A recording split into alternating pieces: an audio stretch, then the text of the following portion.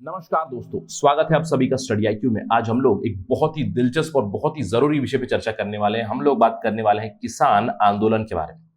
हम लोग बात करेंगे कि कैसे भारत के किसानों ने एक well organised, well funded protest movement run किया, इनफैक्ट अभी भी रन हो रहा है, और कैसे मोदी सरकार बैक डाउन हुई फ्रॉम द फार्म लॉस। कृषि कानून वापस लेने का ऑलरेडी ऐलान हो चुका है। अभी जैसे विंटर सेशन शुरू होगा तो कृषि कानून रिपील हो जाएंगे। तो आज हम लोग इस पर्टिकुलर डिस्कशन में बात करेंगे पेजेंट मूवमेंट या फिर फार्म मूवमेंट के बारे में इन इंडिया। हम लोग बात करेंगे स्पेसिफिकली ये जो कृषि आंदोलन हुआ, जो किसानों का आंदोलन हुआ, उसके ऊपर हमारी चर्चा रहेगी। लेकिन यहाँ पे हम लोग कंप्लीट इंडिया की जो पेजेंट मूवमेंट या फिर फार्मर मूवमेंट रही है उसे समझने की कोशिश करेंगे, और उस चीज को अंडरस्टैंड करने के बाद हम लोग 2020-2021 की बात करेंगे। और बात ये होगी कि क्या नया फ्लेवर था इस पर्टिकुलर आंदोलन में, क्या नई चीजें आई पिछले आंदोलन या फिर पुराने जो मूवमेंट्स थे, प्रोटेस्ट थे, उसमें और इसमें क्या अंतर था। इस चीज से हम लोग क्या समझेंगे, क्या रहेगा हमारा agenda to understand the farmer movement in India and the trend for it. Ultimately will talk about this also, that would be the theme. ये सारी चीजें समझने के लिए आप मेरे साथ बने रहिए स्टडी आईक्यू पर। थोड़ा सा लंबा वीडियो हो सकता है, so be ready for a long haul. मैं हूं आपका दोस्त राहुल सायगांवकर, आप मुझे इस आईडी पे फॉलो कर सकते हैं। इसके अलावा अगर आप कॉम्पिटेटिव एग्जाम्स की तैयारी कर रहे हैं then do visit the details given here to know more about us. जैसे कि आप ऑलरेडी जानते हैं, खबर क्या है। खबर यह है कि कृषि कानून जो है उन्हें रिपील करने का डिसीजन हो चुका है। Prime minister Modi has already announced it to the nation. अब खबरें ये आ रही कि एक बिल होगा जो 3 फार्म लॉस को रिपील करेगा, और सरकार ये भी सोच रही है कि एमएसपी को, प्राइस गारंटी को हार्ड कोड कैसे करें, इसके ऊपर भी चर्चा चल रही है। तो जब भी ये होगी हम लोग इसके ऊपर बात करेंगे। नवंबर 29 को जब विंटर सेशन शुरू होगा पार्लियामेंट का, तो हम लोग उसके ऊपर नजर रखेंगे क्या डेवलपमेंट हो रही है। हम आपको जल्द से जल्द लाते रहेंगे स्टडी आईक्यू पर। बट अभी फिलहाल हम लोग बात करने वाले कृषि आंदोलन के बारे में। किसानों का जो आंदोलन था उसने कैसे, how did the defeat the Modi government. यहां पे 2 थीम्स पे चर्चा चलेगी। सबसे पहले हम लोग बात करेंगे हाउ डिड द डिफीट, क्योंकि आई वुड से this was just a मियर battle, क्योंकि अभी Modi government has back down from the implementation of the loss. This is just a battle one for the farmers. अभी एक बहुत बड़ा वॉर बाकी है, और इस वॉर के बारे में हम लोग जानेंगे इस डिस्कशन के अंत में। तो कैसे उन्होंने डिफीट किया मोदी सरकार को, ये बैटल कैसे जीता गया, कैसे ये प्रोटेस्ट ऑर्गेनाइज हुआ, इसके बारे में हम लोग बात करेंगे। अगर हमें इसको समझना है कि व्हाट वाज डिफरेंट और what was innovative about 2021, we need to understand the farmer movement और peasant movement right from history. अगर हम लोग बात करें इंडिया में फार्म प्रोटेस्ट, और I would say the appropriate word would be farm movement, इसकी ट्रेंड क्या रही है, इसको हम लोग 2 फेजेस में समझेंगे। पहला फेज है प्री इंडिपेंडेंस, यानी कि 1947 से पहले क्या था फार्म प्रोटेस्ट या फिर फार्म मूवमेंट की ट्रेंड।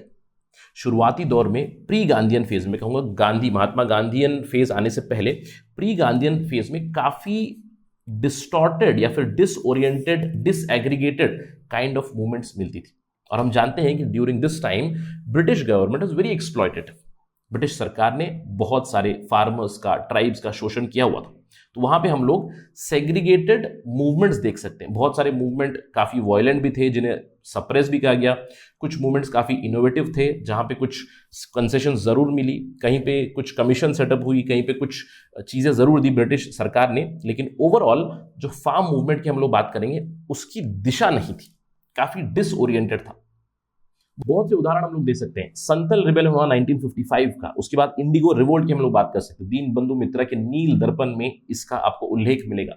इसके अलावा कुछ इनोवेटिव मूवमेंट्स भी हुए, जैसे कि पबना अग्रेरियन लीग्स इन बंगाल। यहाँ पे लीगल मेथड्स इस्तेमाल किए गए थे which was quite effective. But overall अगर हम लोग प्री गांधीयन फेज की बात करेंगे तो यहाँ पे आपको disoriented, without a lack of leadership, without a pan Indian appeal, आपको यहाँ पे मूवमेंट्स मिलेंगे। लेकिन जैसे ही गांधीयन फेज शुरू हुआ, कांग्रेस ने जब किसानों के मुद्दे थे उसको कांग्रेस के एजेंडा में लाना उन्होंने शुरू कर दिया, स्पेशली महात्मा गांधी के आने के बाद, वहां पे हम लोग देख सकते हैं एक pan Indian phenomena. Pan Indian phenomena मतलब कि बहुत बड़े बड़े किसान के आंदोलन होना शुरू हुए।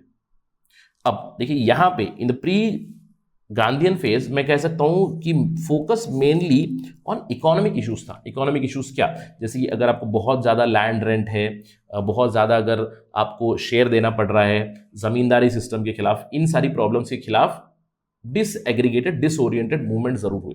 लेकिन पैन इंडियन मूवमेंट जैसे आए तो फार्मर मूवमेंट के अंदर एक anti colonial, anti imperialist flavour भी आया, और इसके उदाहरण हम लोग बहुत दे सकते हैं। इसका श्रेय जाता है महात्मा गांधी को। For example in the Champaran Satyagraha, right, Champaran Satyagraha, Kheda Satyagraha, Bardoli है, ऑल इंडिया किसान सभा ने बहुत सारे मूवमेंट्स रन किए। यहाँ पे Jawaharlal Nehru was involve, Subhash Chandra Bose was involve, many other people were involve with this किसान सभा। 1940s के बाद हम लोग एक और फ्लेवर देख सकते हैं। क्या फ्लेवर? इंडिया में एक कम्युनिस्ट फ्लेवर या फिर कम्युनिस्ट फेज जरूर आया in the farm movements, specially 1945 के बाद।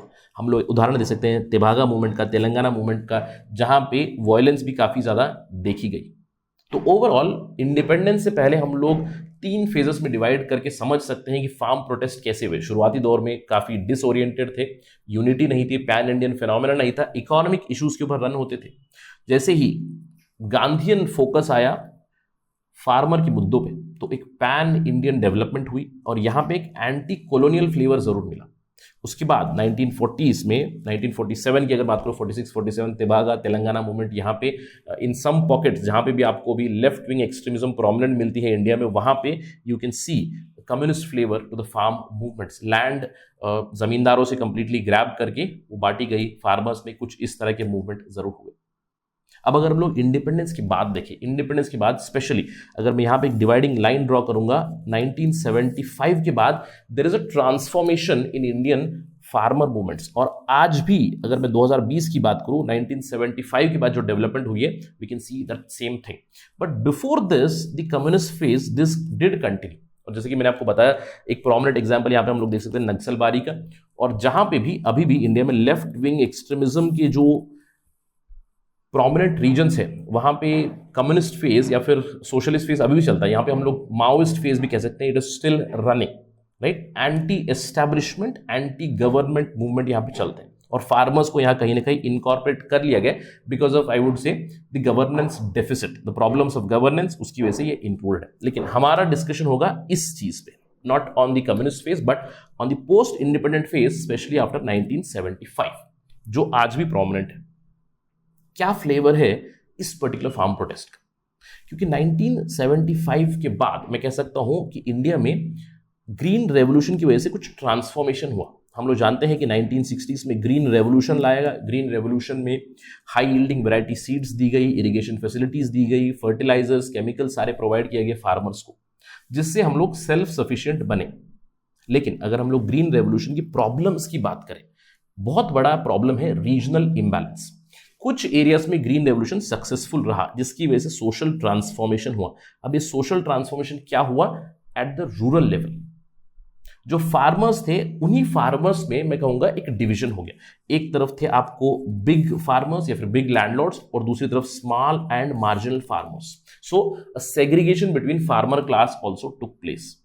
ये क्यों हुआ? क्योंकि जिन जिन एरियाज में, मैं कहूंगा Punjab, Haryana, western Uttar Pradesh, some pockets of south India, जहां पे ग्रीन रेवोल्यूशन वाज सक्सेसफुल, वहां पे बिग और जो दूसरे एग्रीकल्चरिस्ट थे, फार्मर्स थे, लैंडलॉर्ड्स थे, उनको उसका काफी फायदा मिला।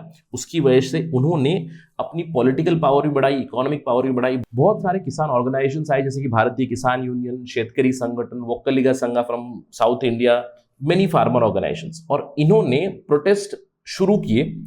अगेन मेनली मैं कहूंगा against the government itself from the perspective of economics.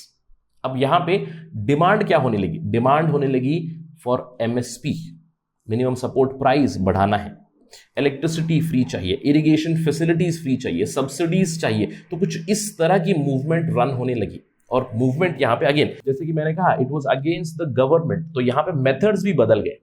Although non violent methods ही थे, लेकिन दे रिजॉर्टेड टू रास्ता रोको, रेल रोको, घेराव, दिल्ली चलो, पार्लियामेंट चलो, कुछ इस तरह की चीजें इस्तेमाल करने लगे। और एक प्राइम एग्जांपल है इसका Mahendra Singh Tikait movement, which brought down or which brought Rajiv Gandhi government to its knees. 35 point charter sign करवाया था उन्होंने 1980s में, जहां पे MSP and other provisions were did provided for the farmers.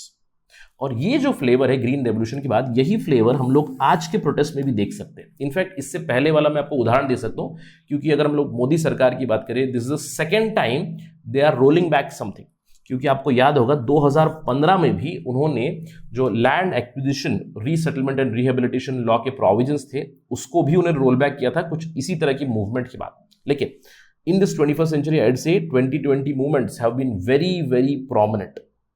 तो आपको एक चीज याद रखना है, 1975 के बाद जो भी फार्मर मूवमेंट्स आए इंडिया में, उनका एक ट्रेंड है या फिर एक फ्लेवर है। वो क्या है? They talk about economic issues of farmers, they talk about enhancing income of the farmers. और यहां पे मैं कहूंगा they are not completely pan India phenomena, these have been captured by the big farmers, the big farmer organisations, जिनकी political power भी काफी बढ़ चुकी है। And I would say there is some political flavour also to these movements many a times, right. अब सवाल ये उठता है 2020 में, क्योंकि we started with that particular question, how did the farmers defeat the Modi government in 2020 and 2021? क्या अलग था इस बार इस पर्टिकुलर मूवमेंट में? देखिए, सबसे पहली चीज, जो प्रोटेस्ट मूवमेंट हुए यहां पे, it was very well organised. अब किसी भी चीज के लिए ऑर्गेनाइजेशन बहुत जरूरी होती है। आपको याद होगा जब हम लोग नॉन कोऑपरेशन मूवमेंट की बातें करते हैं, गांधी जी ने शुरुआत की थी 1920 में, राइट, 100 साल पीछे शुरुआत की थी, और अगले ही साल उन्होंने नॉन कोऑपरेशन मूवमेंट को वापस लिया था, जिसपे उनकी बहुत ज्यादा क्रिटिसिज्म हुई थी। तब गांधी जी ने क्लियरली, उनकी जो आइडियोलॉजी थी, क्या कहती थी? He spoke about struggle ट्रूज struggle. Gandhi हमेशा कहते थे कि मासस जो हैं, जो भी लोग आंदोलन करने आए हैं, उनकी सैक्रिफाइस करने की कैपेसिटी अनलिमिटेड नहीं होती है। और एक सिंपल चीज है, अगर आप कोई प्रोटेस्ट करना चाहते हैं, ट्राई कीजिएगा कितने लोग आप जमा कर सकते हो। It is very very tough, isn't it? और इमेजिन कीजिएगा कि for this kind of protest it has to be well organised. क्योंकि अगर एक साल तक प्रोटेस्ट करना है, पिछले साल 26 नवंबर को प्रोटेस्ट शुरू हुआ था, इस साल नवंबर में farm laws have been repealed, तो it was very well organised. आप ये पिक्चर देख सकते हो, यहाँ पे एक साल तक खाना was available at camps, specially Delhi Haryana border पे जहाँ पे प्रोटेस्ट हो रही थी, वहाँ पे फूड अवेलेबल करा दिया गया था, सैनिटेशन फैसिलिटीज अवेलेबल करा दी थी, कैंप्स लगाए गए थे। ये कहा जाता है कि in fact there were even barber shops. तो किसी भी प्रोटेस्ट के लिए, मूवमेंट के लिए ऑर्गेनाइजेशन बहुत ज्यादा जरूरी है, और यहाँ पे फार्म प्रोटेस्ट में it was quite well organised. This was one of the main pointers or factors this time. इसके अलावा दूसरी चीज, लार्जली पीसफुल थे ये protest. Yes, barring a few incidents. आपको याद होगा most infamous incident on January 26, जहां पे एक ट्रैक्टर मूवमेंट शुरू हुआ था ओवर द रेड फोर्ट, जहां पे हम लोगों ने बहुत सारी पिक्चर्स देखी। इसके बाद बहुत ज्यादा क्रिटिसिज्म भी हुई थी, आलोचना हुई थी, farmers anti national etcetera etcetera, ये सब चीजें। इनफैक्ट इस पर्टिकुलर इंसिडेंट के बाद बहुत से लोगों ने कहा था it is the death of this farmer protest, but that did not happen. Yes, few incidents do happen. आपको याद होगा Chauri Chaura incident of non cooperation movement, उसके बाद Gandhi ji took it back. Why Gandhi took back the non cooperation movement? देखिए, Gandhi's explanation is that कि अगर जब भी आप प्रोटेस्ट कर रहे हो, कोई मूवमेंट चल रहा है, if you use violence, you are giving an opportunity for the establishment. Government को आप अपॉर्चुनिटी दे रहे हो कि वो आपको रिप्रेस करे। उन्होंने वही कहा था कि अगर हम वायलेंस करेंगे तो सरकार के पास और भी ज्यादा पावर है, वो हमें वो एक्सक्यूज लेकर रिप्रेस करेगी। अब इस इंसिडेंट के बाद there was the protest was largely peaceful itself, so we can say that it was very well organized and it was largely peaceful barring this particular incident. इसके अलावा इस बार की जो मूवमेंट थी, it was very well funded, right? Money came from domestic organizations, money came from many of the personalities from India. It also came from other organizations. और अगर हम लोग बात करें फंडेड कहां से था, because the movement was predominantly seen in the northern side, हम लोग कह सकते हैं दिल्ली हरियाणा बॉर्डर पे, it was spearheaded by Sikhs and Jats, और उन्हें काफी फंडिंग मिली from Sikh temples and many organisations outside India. A prime example is big charities like Khalsa aid international, British एक ग्रुप है। इसके अलावा मिडलैंड लंगर सेवा सोसाइटी है। तो इन सब चीजों के चलते भी एलिगेशंस ऑफ एंटी नेशनैलिटी लगे थे, but we do understand that funding is needed, and funding not just came from outside, funding came from domestic sources also. So it was well organized, it was largely peaceful, and it was well funded. This was the speciality of the movement. Through all these things the Modi government did repeal the loss, but कुछ और भी चीजें थी। सबसे बड़ी चीज मैं कहूंगा globalisation and protest, this was very peculiar. इस पर्टिकुलर मूवमेंट का ये एक बहुत ही यूनिक फ्लेवर था। अगर हम लोग इस प्रोटेस्ट की बात करें, बहुत से लोगों ने इसको हाईलाइट किया था, right? Canadian prime minister Justin Trudeau, there are many people. आप यहां पे देख सकते हो एग्जाम्पल, जहां पे I stand with the farmers, ये मूवमेंट शुरू हुआ बहुत सारे दूसरे देशों में। अब इसका श्रेय जाता है globalisation and I would say information and communications technology revolution. ना सिर्फ Canadian Prime Minister Justin Trudeau, there are many personalities like Rihanna, like Greta Thunberg who tweeted over this, जिसके बाद उनकी भी आलोचना हुई थी। They do not even know the issues of farmers and they are tweeting it. But nonetheless, एक चीज तो थी फ्लेवर, दैट ग्लोबलाइजेशन प्रोटेस्ट, इस चीज के ऊपर बहुत से लोगों की नजर थी। And this was also a very important factor in this movement. And finally मैं कहूंगा इस पर्टिकुलर मूवमेंट में काफी इनोवेटिवनेस भी थी। बहुत सारी चीजें थी जिसकी वजह से दे वर सीन। एक प्रेडोमिनेंट एग्जांपल है कुछ इस तरह की merchandise, it became very famous not just in India but outside also. No farmers no food, इस तरह की टी शर्ट्स भी आपने देखी। बहुत सारी प्रोटेस्ट साइट पे लोग भी यहाँ पे आए। भगत सिंह को भी इस्तेमाल किया गया on the protest. So these protest were also very innovative. So these were some unique things about this protest of 2020 and 21. And what was the result? The result was that they did defeat the Modi government. They got a victory. Farm laws repeal होने वाले हैं जैसे ही winter session होगा। लेकिन मैंने आपको बताया था this is just a battle which is one. War क्या है? अभी भी जंग जारी है। जंग क्या है? जंग है इनएफिशिएंसीज जो हमारी फार्म सेक्टर में है उसको खत्म करना है, वो हमारी अल्टीमेट जंग होगी। तो सवाल ये उठता है, will the farmers victory right now will it help India solve the deep inefficiency that we have in agriculture sector in India? अगर ये यस होगा then we will be winning the war. Because आगे चल के what would be the progressive step? Consensus based, deliberation based, discussion based अगर farm reforms आएंगे that would be beneficial for the entire country. क्योंकि एक चीज को एक्नॉलेज करना बहुत जरूरी है कि in India we do need farm reforms, but we need farm reforms which are consensus based where inputs from all the stakeholders are taken, and we hope कि ये होगा in India in future. That is it in this particular lecture. Thank you for watching this. Jai Hind.